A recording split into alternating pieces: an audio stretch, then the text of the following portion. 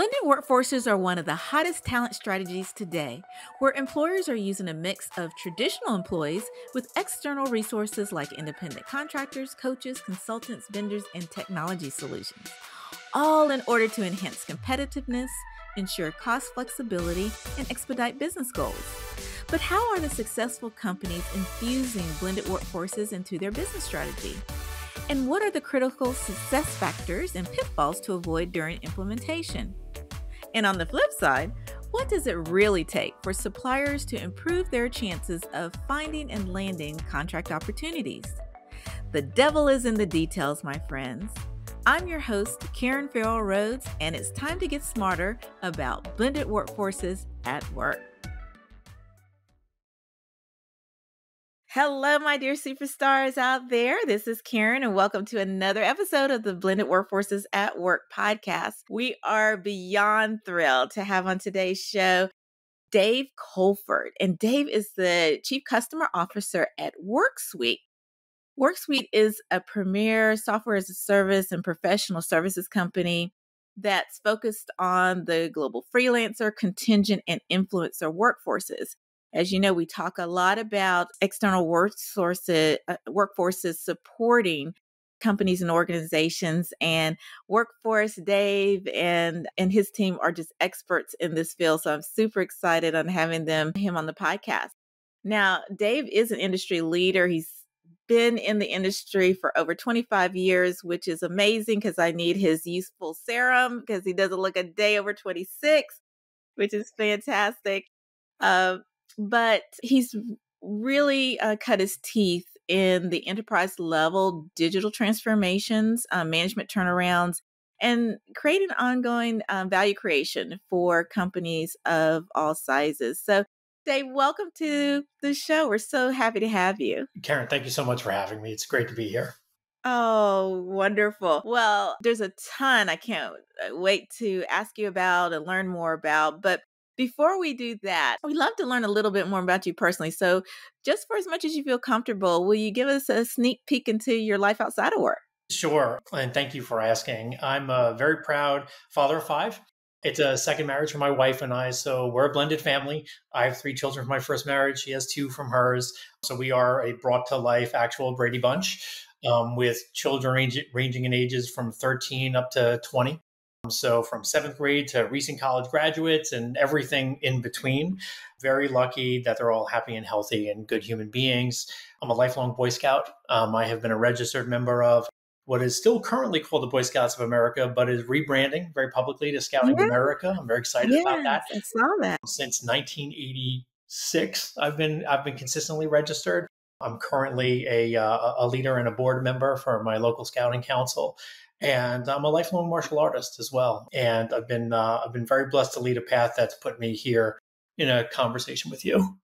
Oh, well, we're so blessed to have you here. I was a former Girl Scout, must admit, for about 10 years and then moved on in life. But totally love that you continue to support the scouting effort because it really does make a difference in our youth and older young adults across America. So thank you for doing that. It's my pleasure. Well, let's start off, Dave, with you giving just a little bit of an overview about your early career and then how you ended up now being at Worksuite. Thank you. It's I've been very fortunate to lead ostensibly 2 very different careers, kind of chapter 1 and chapter 2. The first part of my career was in traditional media. So literally I started my career in the mailroom at a company called CMP Publishing. Way back in the day on Long Island, founder-led organization that ultimately grew to a $1 billion exit over about 25 years. And I was fortunate to be in technology media at that time. It led to a career-long pursuit of B2B channels.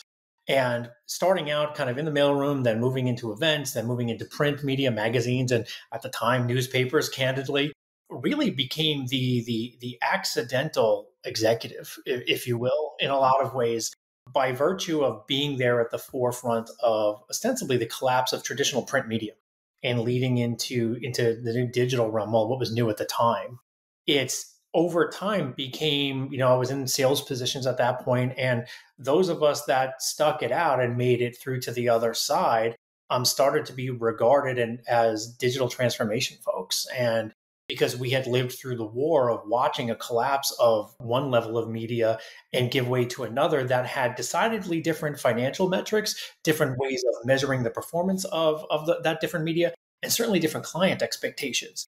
So I like the joke, and it's only partially in jest that this is in fact what digital transformation actually looks like, because I had a wonderful head of hair during the print days, and as we went through that first stage transformation, a lot of it went away. The rest was due to children, of course, but Sure. it's so as a result of that, the skills that I gleaned led from that first digital transformation to what I call the second digital transformation of media, where it moved from banners and buttons to lead generation and data driven aspects, and the investments in and the adherence to using technology to drive advertising on a go forward basis. That then decidedly led to the second part of my career, which was moving into traditional data businesses that were themselves going through a digital transformation. And instead of delivering data by books and by physical media, actually starting to use a more traditional SaaS model for delivery of the data metrics and ingesting them into your customers' CRM systems, into their ERP systems. That was the beginning of my foray into traditional SaaS. And Wow. over time, that led to ultimately, through relationships with consultants and so on, being introduced to one of the co-founders of this incredible company called Worksuite. Amazing. And in full transparency, listeners, I was a customer of Worksuite. They are absolutely fantastic. They're doing huge things in the industry, and I'm still a huge fan. So if you're, in the market for, looking for I would say a technology solution to help support some of those initiatives, definitely check out Worksuite, and and their website is wonderful, and you can learn about all the things you can do with their platform. But Dave, I know I'm not doing it justice, so would you mind sharing with the listeners exactly what Worksuite does and how you impact your customers? I'd be happy to, and thank you so much for the endorsement. I actually didn't know until our prep session that Karen had actually been a customer previously, so it was a wonderful part of our discovery session with one another. We fall into this category called FMS, so freelance management solutions or freelance management services, depending on whom you're talking to. And really, at its core, what we do is we allow companies to onboard, classify, manage, and pay what we call their external workforce. So, and that itself is probably the most horizontal name I can think of, because whether you're talking about different companies, different regions, and different culturally, everyone has a different name, right? So influencers and freelancers and external workforce, contingent workers. In the residential housing market, skilled labor is called craft labor, right? So it's everybody has a different name for it. So I use external workforce just to talk about all of the workers and the talented individuals that work with a company, but maybe not as full-time employees. Yeah. That's where we focus. We were founded by two individuals that came from the agency world that saw a need from a content and from a creative perspective to be able to harness the power of technology to manage this growing part of their workforce, which at the time was mostly through the lens, hey, I've got very specific needs for projects I'm working on at my advertising agency. Don't necessarily need somebody full-time, but I need that skill set. Going out to a UI or UX person, to a developer, to a freelance artist, photographer, videographer. That gave way. In so many ways, founders are often classified as visionaries, but they are also, to a degree, fortune tellers. Because what our two co-founders, Joey and Martin, did was they created a pathway to what is now the fastest growing part of the workforce globally. So there's tomes of research out there that talk about the fact that by the end of this decade, which we're only 6 years away from, which is kind of mind-numbing, by the way. I start to become more aware of my own mortality when I talk about numbers like that. But Yeah. it's when you think about the fact that globally, we're staring down the barrel of 50% of the global workforce being freelance or some type of contingent or external worker by the end of this decade. It's more than just a shift in how people want to work. It's a sea change in which the companies that hire them work with them. And there has never been, at least from a US Department of Labor standard, there has never been a faster growing part of the Yeah. workforce than if that ends up being true. Yeah. So it's an incredibly exciting time for the larger contingent workforce, a larger external workforce, but especially for companies like ours, because it's quite literally the reason we exist is to serve that community. Oh, and you're all doing a fantastic job in doing that. And yeah, as our listeners know, with SDL, that's why we use Worksuite is because we have, over 500 consultants and coaches and contractors that are placed on people initiatives, and managing that can be absolutely insane, especially when you're dealing with tight timelines, needing to onboard people quickly, keeping track of what everyone is doing. That all-in-one solution that can be customized based on your own, company workflows is just absolutely tremendous. So I, for one, appreciate the work that Worksuite does for all of us out there.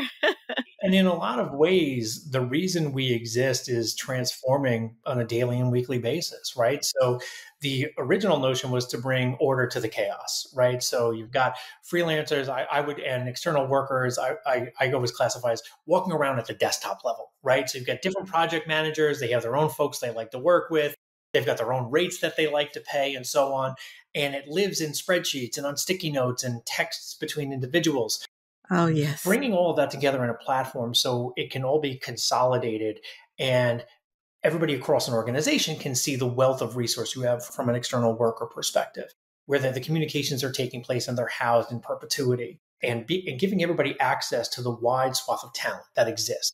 That was the original premise. But in the last couple of years, during that onboarding phase, and with the different laws changing by country, by state, in terms of worker classification, and what helps you mitigate risk in terms of classifying someone as a contingent worker versus full-time and so on, and every state has incredible nuances. A big part of why we exist and why we continue to grow is our ability to help companies maintain compliance, both with their local laws, but also with, some companies have slightly different exacting standards, right? I think about the influencer marketplace. A lot of the companies that we work with from an influencer perspective, because they're actually going to physical locations and doing things, those companies are now requiring influencers to actually carry their own insurance. So that's a part of their onboarding where they have to they actually have to buy insurance before they can actually go and work on that project at a physical space, celebrity going to a movie premiere or what have you. There's lots of different use cases for influencers, but that's Yeah. one example of even beyond local and regional and country compliance. Some companies are actually putting in their own compliance regulations, and we help them adhere to those standards. Oh, absolutely. I'm going to bring this up one level if I can, because you kind of answered the question a little bit, but I'd love to kind of get your perspective in a whole, if you will, as a whole, I should say, if you will, because more and more companies are having to kind of rethink their workforce strategies and how to incorporate blended workforces. And, most companies until recently really didn't have a strategy around it. I mean, it was a buzzword about 10 years ago, but kind of disappeared a bit. But from your perspective, what is the power of really an organization really considering implementing a blended workforce strategy? And on the flip side, what makes it a little bit hard to implement? I know we talked about some of the laws and compliance, but what's the power of blended workforces? And then, what challenges are there out there as well? Sure. I think the real power of it is the ability to harness subject matter expertise and talent in a way that you may not be able to do from a budgetary perspective when you think about it only through the lens of full-time employees, right? How many times have all of us in hiring positions said, I've got this one rock star and I wish I could hire that person, but they're too expensive. I don't have the budget right now. The timing's wrong, whatever the case may be. But what if you had the opportunity to work with that individual, a freelance basis, on a That's fractional right. basis, on projects where they were most going to have the highest level of impact? Now, that's just thinking about one person, right? Now, Right. imagine that at scale, right? We're Right. able to bring in the highest and best use talent in a scaled way to help really drive the growth of your business and serve your customers, and do it in a way that is based completely on project needs so you can control expense a little bit better. You're applying the best talent to the right resources on the right project at the right time. And you're also in a position where you also have the opportunity over time, if someone is that rock star that you thought they were and they're actually turning out to be that, and it does turn out that you have the budget at some point, you would now have the opportunity to have worked with them, seen their subject matter expertise and their success, and potentially create a pathway to full-time employment. But not every external worker wants that, right? There's a whole generational push for a higher level of acceptance of and desire to work in an external workforce environment. And there's a million reasons for that.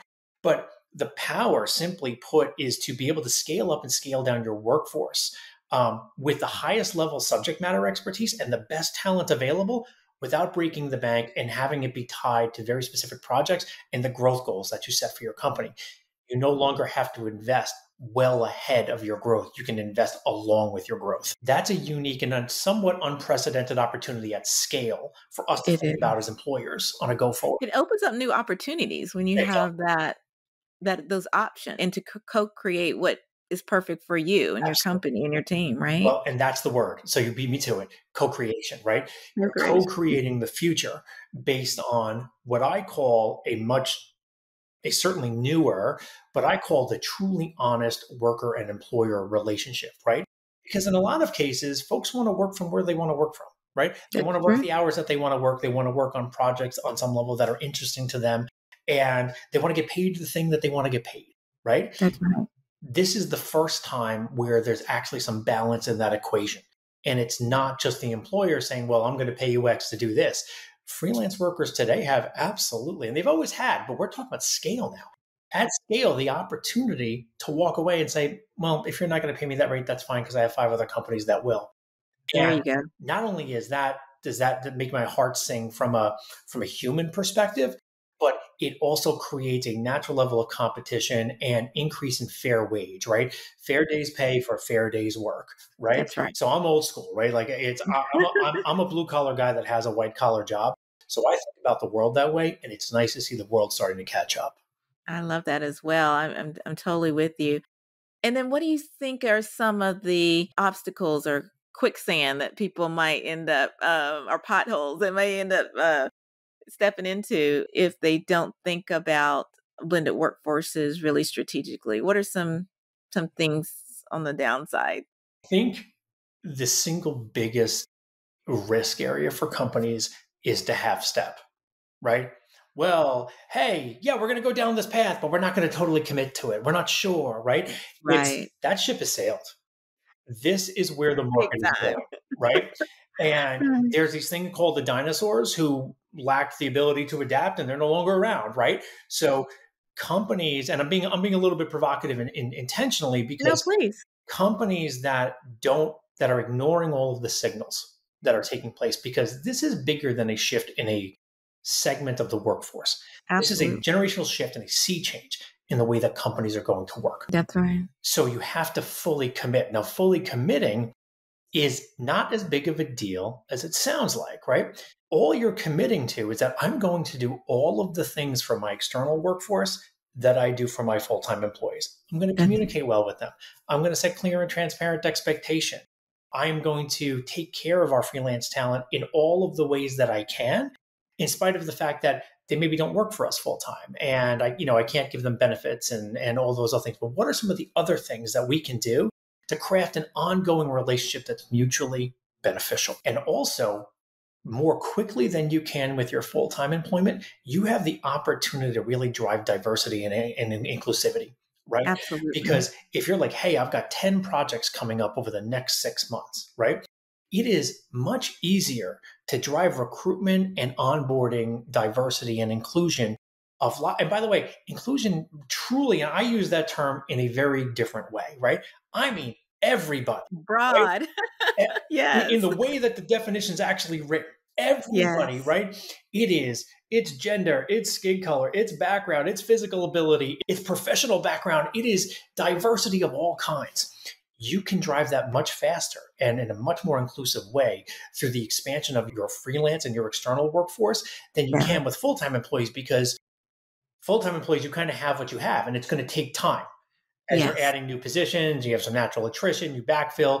It is short of starting over. This is the way that you can bring real diversity to your organization. So, but it takes commitment. It does take commitment. And on another scale too, the potential I think is unlimited. This is Karen's, personal opinion. But where I see some organizations fall down is they don't factor it into their normal workforce planning strategy, because this is an important part of the workforce. I follow a guy on LinkedIn, and he says, if you're, missing this whole blended workforce, he calls it gig economy, but the whole blended workforce's initiative or industry or strategy, it's just like missing the mobile revolution, right? That occurred in 2010, which is true. And then I also feel that a lot of companies don't equip their managers on exactly how to manage a true blended workforce. Not that it's rocket science, but there are some challenges when you have your traditional employees, you're infusing your external talent, which you need to, think through how to best infuse them in the team while also being compliant with the, Yeah, whatever government or local laws you have. And then you have the whole, and I include technology in the whole blended workforce's definition, absolutely.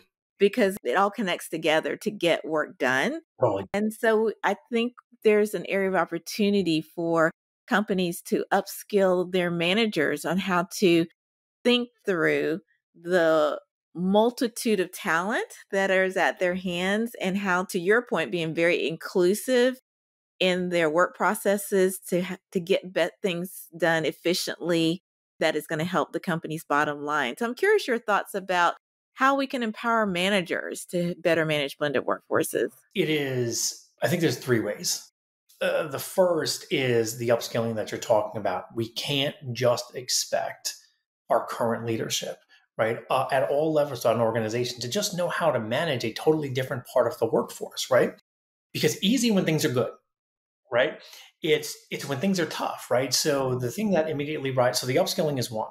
The second one is the mutual relationship between the two that's based on accountability, right? So much easier to hold a full-time employee accountable in theory, right? Because there's performance reviews, there's, their continued employment, it depends on their performance and so on and so forth. We're all kind of comfortable operating in that kind of environment. But how do you hold an independent contractor, an external worker, as accountable as a full-time employee? To your point, teaching folks how to have that conversation, because on one hand, okay, if they don't do the work or it's not satisfactory, don't pay them, right?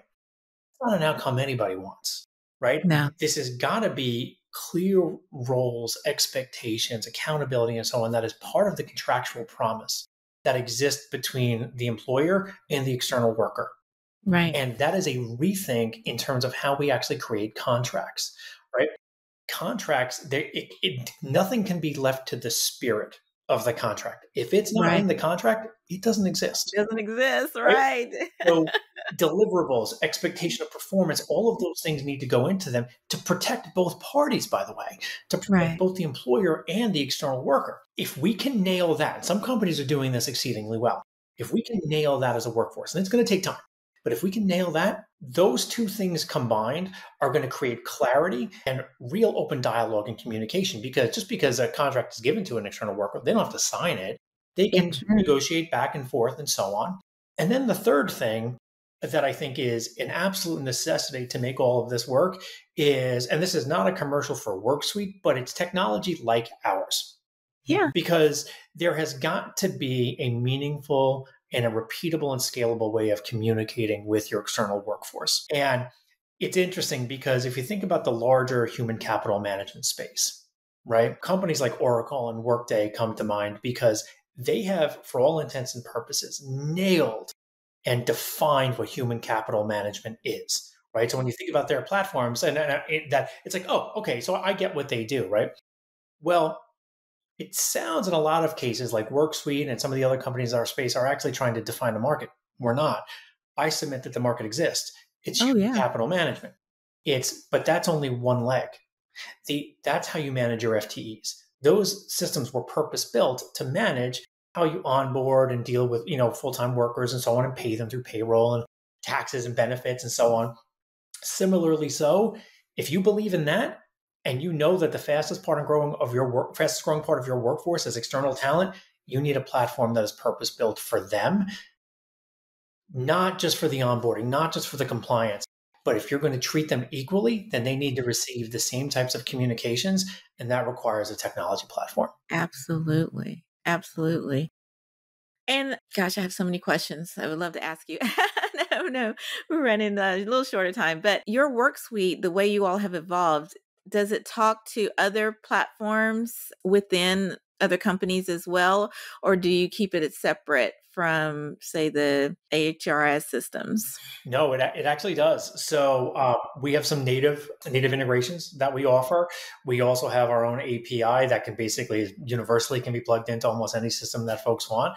But we also have a relationship with a company called Zapier that ties us into somewhat 5,000 other platforms and technologies that are out there. And that's depending on the wishes and the integration capabilities from our customers. It can Sure. be something that we have natively. It can be something that we offer through our API, or it can be a low code, no code option like Zapier. I'm a fan of Zapier. Oh, right on. Our SDL uses it a ton. Our whole team does. So I totally get that one. Now, I'm telling my age here, but I'm a Gen Xer, and I remember when I was in college, it was all about finding a traditional job that had security. But of course, things have evolved over time. I've always been comfortable in transitioning to the external work sources side of the house, although I've had over 20 years in corporate America. But I'm just curious for you, why do you think the younger generations feel the independent contract type of work is more secure than the traditional work? Because it seems like we've totally flipped 180 degrees now. I agree. I agree. And I think we have. I think about millennials and Generation X in such a meaningful way. Those two generations for me, I'm enamored with because millennials, and it's funny, like I have friends that still talk about millennials like they're kids, like the oldest millennials are They're 40, not. right? These are not children. They're running businesses, No. right? Um, and it's, largest generation in the history of the world. And they have had more of a distinct impact on the workplace than any other generation for the last 50 years. And why is that? It's because they demanded of all of us and generations before us that they be allowed to bring their total selves to work. And you need to serve the total self, right? Yeah. So some people say Yeah. they brought their feelings to work, they brought emotions to work, right? All of which is true. But what they did was they brought the totality of their human selves to work. They And did. acknowledging that something I have going on outside the office may impact the work that I can do here today. How you make me feel here today may impact how I'm able to work tomorrow, right? We can debate that academically all we want, but that is what they've done. And they've forced us to think about things like mental health. They've forced us to think about things like employee wellness, which Yes. benefits everybody, not just their generation. And Yes. they're natural collaborators. Now you bring in Generation Z. Generation Z, by and large, the children of our generation. I'm a fellow avowed Gen Xer, right? I mean, I remember when we were called slackers, right? So Right. we've all been there, right? It's so now you start to think about Generation Z that brings in all of the skills and the same way of thinking about the world that millennials did, but Yeah. they're now also asking for a level of work-life integration, not even balance, work-life Yes. integration. Yes. I'll work as many hours as I need to get that thing done, but I Yeah. want to do it from where I want to do it from. If it's not something that needs to get done between 9 and 5, Mr. Manager, why do you care? I'm going to get Yeah. it done by the As deadline, long as I get it by the deadline right? date. And why do Yeah. you care if I'm doing it from a campsite or from Aruba or from my house in Reisterstown, Maryland, right? Why do you That's right. care? So that is challenging the way that we think about the world too, right? Then you layer in COVID. COVID was a game changer for the knowledge worker because It was. where you work from no longer mattered, and it was That's right. proven, right? You So can't put the genie back in the bottle. well, Once that that, was let go, that's it, it's right? there. It's so I think the confluence of all of these things has led to a place where there was just a much more open and honest dialogue about work.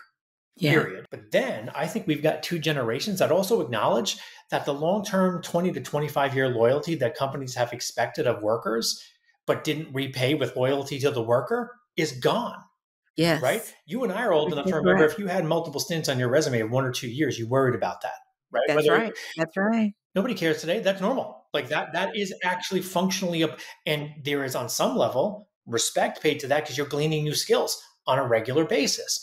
That's right. It, they have introduced a thoroughly new, more honest, and I would argue candidly more balanced view of the relationship that any kind of worker, full-time employee or external worker, has with their employers. But what these generations have learned is that somebody will pay them for their skills. That's right. And if you're not willing to do that, there's 5 other companies that will. Maybe they won't hire me full time, but I can work for all 5 of those, At the make same as much, time. if not more, deliver good work, glean new skills, but do it in a way that feels good to me. And I'm not beholden to you as holding the keys to my financial kingdom. That is also a sea change. And it's exciting to see.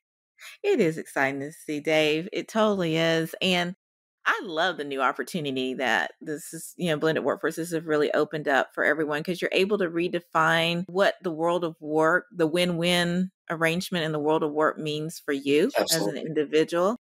And no matter if we're a traditional employee or part of the external workforce, you're still able to be a strong leader within yourself for what you bring to the table. And so, one of our last questions we love to ask you, and I'm so sorry that we're going to have to close soon, but as you know, our company did research on high performing leaders and what it took to differentiate them when they executed, in their roles in the world of work.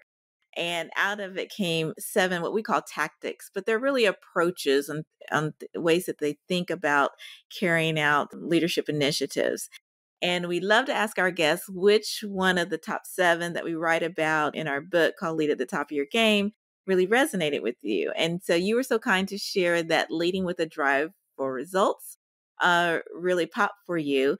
And for my audience listeners, leading with a drive for results is all about being persistent and tenacious to ensure that your end goals are achieved, even if you have to pivot or change along the way.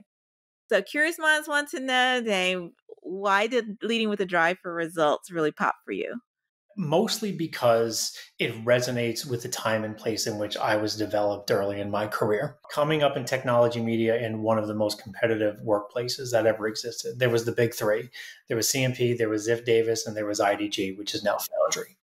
And it was about as aggressive and as cutthroat as you could possibly be. But You the bet. underlying elements to all of that was some of the best fundamental revenue and business training you could ever possibly ask for.